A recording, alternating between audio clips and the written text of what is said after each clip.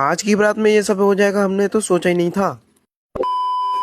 आओ शुरू से बताता हूँ। तो आज थी गांव से बारात, तो हमें पता चलता है हम दोनों कपड़े पहनने चले जाते हैं। और फिर तुम्हारा भाई काली टी शर्ट काली पैंट पहन लेता है। और फिर हमें पता चलता है कि भाई साहब अभी तो फरवरी भी खत्म नहीं हुई, तो हमने कोट भी डाल लिया। और फिर तुम्हारा भाई बाल काट के कुछ सलमान खान को भी फेल कर रहा था। और फिर हम रेडी हो गए बारात में जाने के लिए।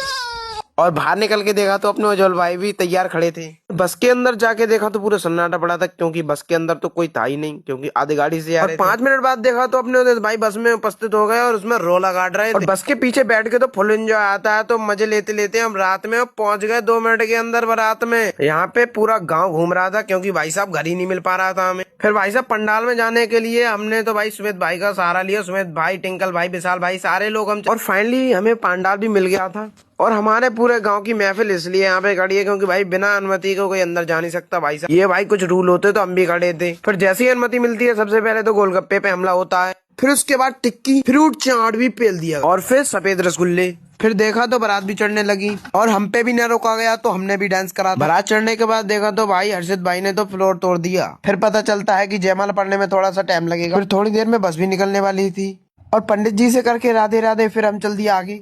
फिर जितने भी बस से आए थे उनको बोल दिया था भाई बस से निकल जाओ, क्योंकि बस जाने वाली। और हम तो बस से ही आए थे, और उदित भाई भी बस से। तो बस में देखा तो लड़ाई चल रही थी भाई सीट के पीछे। और फिर बस चल दी गाँव के लिए। मिलते हैं नेक्स्ट ब्लॉग में।